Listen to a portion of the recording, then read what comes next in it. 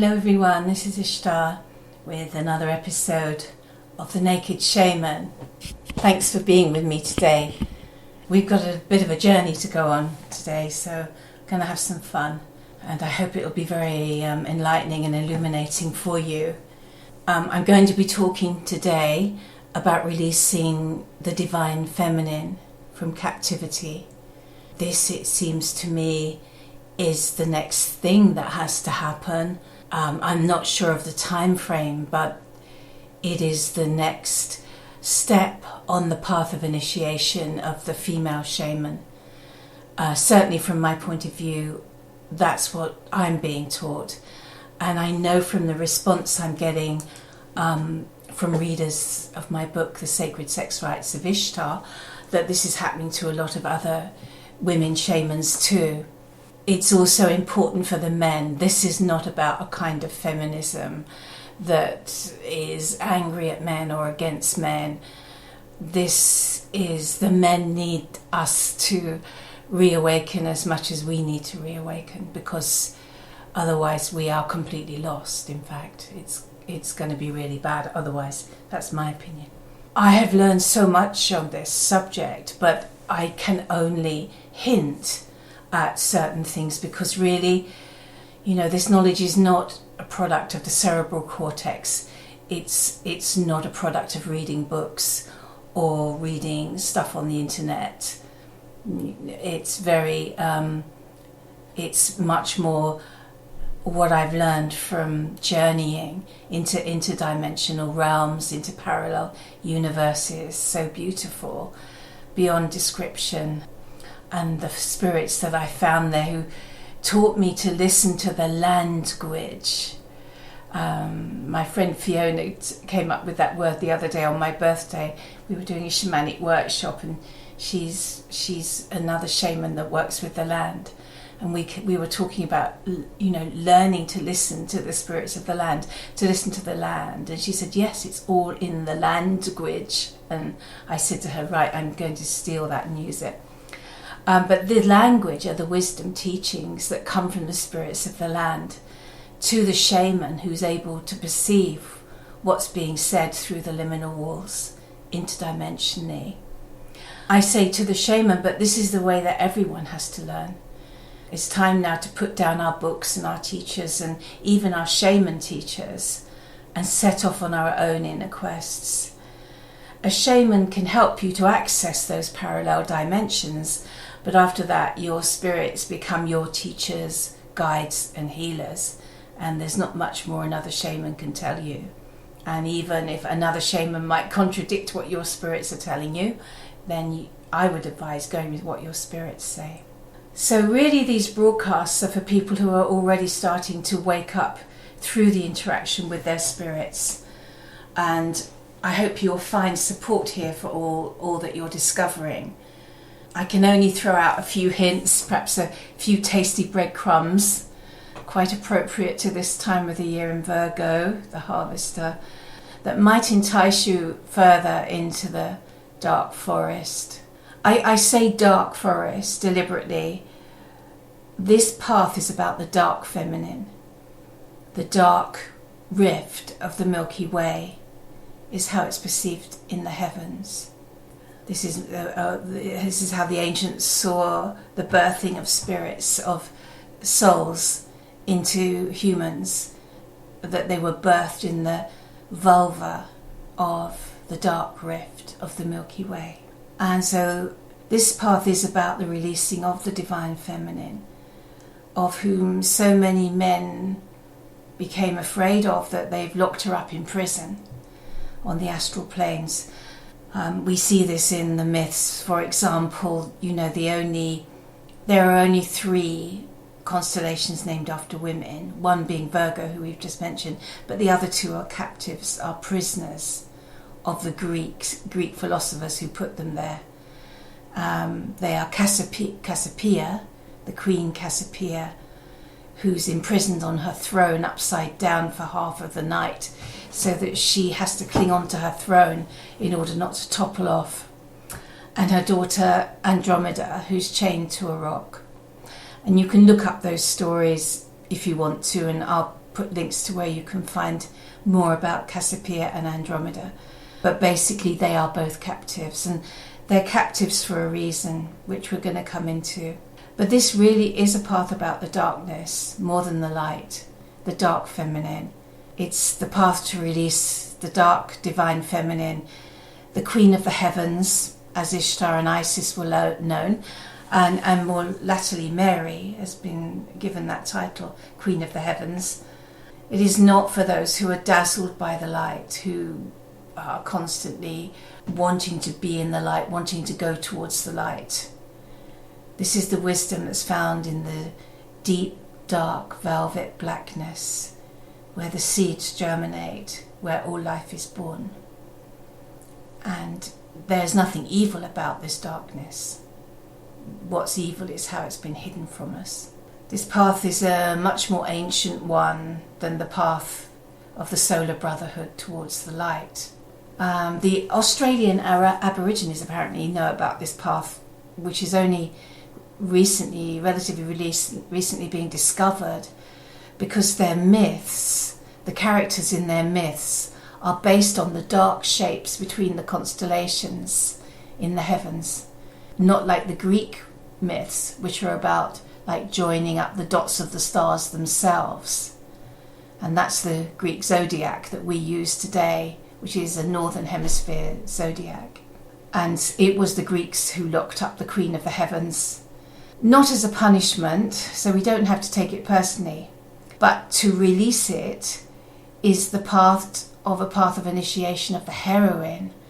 And this is a different path to the path of the hero that we hear so much about.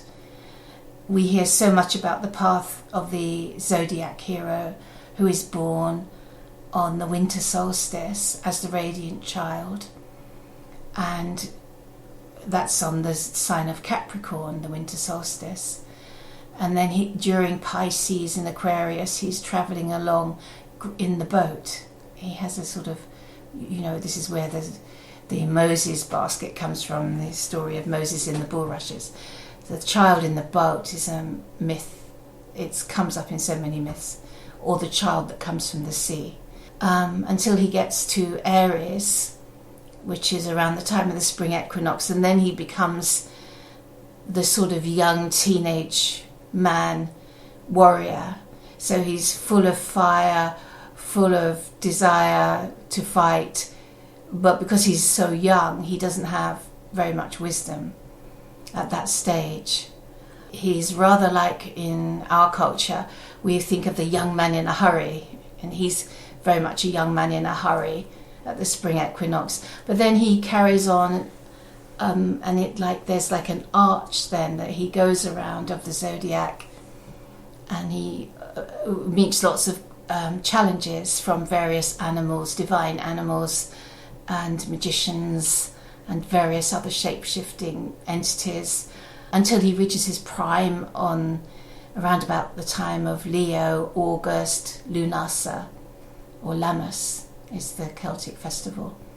And he reaches his prime then and comes into his manhood, comes into more wisdom, but he doesn't reach his full wisdom until he meets the love of his life, and he has to meet her, and that's Venus that governs Libra, which will be the next star sign that we come into after this one, Virgo.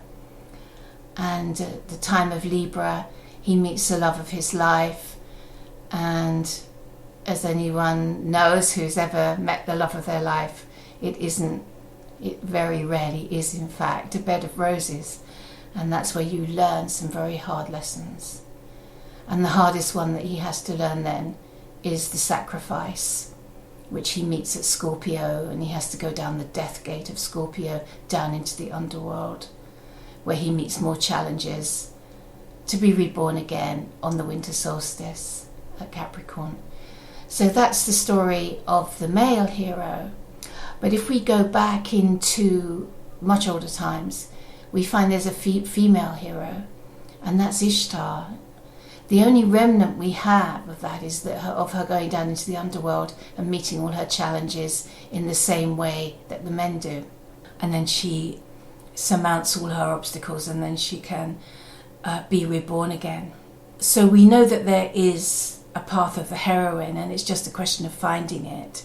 And it isn't something, again, that you can learn from a book or even learn from me, even though I've got a few clues about it, because you will have to find it yourself, because you are that heroine and you are on that initiatory journey, and you will meet various guides, and you will meet also adversaries on that journey who will help you to get to that point where you can be reborn in your divine feminine form. So interestingly, this term queen, because this is connected to sovereignty, and I go into a lot more detail about the sovereignty aspect of this side of things in my book, The Sacred Sex Rites of Ishtar. But the sovereignty is something that comes from the land, and it comes through the shaman, and usually through the female shaman. And that's why you often hear the term, when the king marries a commoner, it's favoured for the king to marry a commoner, so-called, because she represents the land, because the king has to marry the land. And this is how has been done since Neolithic times, late Neolithic times. So let's look at this word queen, because I think it's a very interesting word, and it gives us a clue about these sacred sex rites and how powerful they are. I'm not just talking about having great sex, although it is a wonderful experience beyond ecstasy to have this, to practice in this way. But it's not just about that. And this knowledge has been lost to us, because it actually is a path of spiritual transformation. You know, there are physiological things that happen to the woman and the man when they practice these sex rites that fire up parts of their being that have been laying dormant until now, so that they come into their power. And this was why the king, on the night before his coronation, would always spend the night with a high priestess who would initiate him into these rites, so that he had enough power to rule. It is empowering. It's not just like you go for a workshop for a couple of days and you come away with a champagne head and you feel great for a few days, but then it wears off again. I mean, this is, once you are a light in this way, once you've undergone this, it's a fire initiation, you're never the same again. There's no getting back from it, and you just continue to build on that from there. And so if you want to know more about that, it is in my book, The Sacred Sex Rites of Ishtar. But now I want to talk about the role of the woman as an initiate, and why is she imprisoned on a throne? Why is her daughter Andromeda chained to a rock? I'll let you meditate on these stories. I'll put some links to where you can find them, and start to see if it's starting to dovetail into what you're experiencing on your own path. But the word queen shares roots with certain Celtic words like quim. My Welsh pronunciation is awful, so please bear with me, but quim is CWM, that's how it's spelled. And so quim, queen, cow, and okay, I'm going to probably have to put a health warning on this now, because I'm going to use a 4-letter word beginning with C that has a very ancient, beautiful meaning, but it's come to mean something so ugly that the word is forbidden. But I'm going to use it here. And so queen, quim, even cow share a root word with another word called cunt. If you want to know more about the etymology of this, there's a very good book by Matthew Hunt called Towards an Etymology of Cunt. And there's also another book called Cunt, The Cultural History of the C Word. I'm told these books are very good. I haven't read them. I did my own etymological journey. When I was in India, I started to realise the Indo-European roots of so many of our words, particularly our Celtic words, because we come from the same race, basically. So that's worth looking into. The CW or CWM root word can be traced back to the Indo-European Gwen, and now we can start to see where the word name Gwen and that comes from in the Welsh. it also then goes back to the sort of Sumerian as well, and the Greek gune, Sumerian gagu, and the vaginal prefix gyn, like gynecological, gyn. So this is something that again is language that's hidden, but it's hidden in plain sight. And once you learn to understand how our language is put together, there's quite a journey for you then to start looking at the words we use and the words we're not allowed to use, even more interestingly. Because this is about queenship, this is about sovereignty, this is about queens that are being held captive and queens who are about to wake up to the fact that they're being held captive on the astral planes, and then we'll have to decide what to do about it. And that's the point we're at. I don't know how long it's going to take for that wake up to happen. But another example of that captivity can be found in a 15th century set of tapestries called The Hunt of the Unicorn. And I'll give you a link to that so you can look at it. And I'm going to use some of the pictures from that tapestry in this video so you'll be able to see them. The unicorn is the symbol for the divine feminine. The unicorn is shown on the royal coat of arms one side, and the lion is the other side. The unicorn represents the divine feminine, the moon, and the lion represents the divine masculine, the sun, the Leo sun, and the lunar feminine, the sun and the moon. It is the marriage of the sun and the moon, except that you will find that on the royal coat of arms, the unicorn is chained at the ankle. We see this same chaining of the ankle and how it came about, the story of how it came about, in this 15th century set of tapestries called The Hunt of the Unicorn. I don't know if you know anything about talismanic art. If you do, you'll know that art is more than about entertainment or titillation of the senses. Good art is anyway. And especially a lot of older art from medieval times. Because they understood that you could put the power of your intention, or you could put magical spells into paintings. And that's what talismanic art is. I believe this set of tapestries is talismanic because it shows the hunt of the unicorn, and it shows it like an astrological story because there are 12 hunters who hunt the unicorn, and at the end the unicorn is hunted to death, but then the last frame of the tapestry shows the unicorn actually in a fenced enclosure and chained, alive. So there's been a rebirth.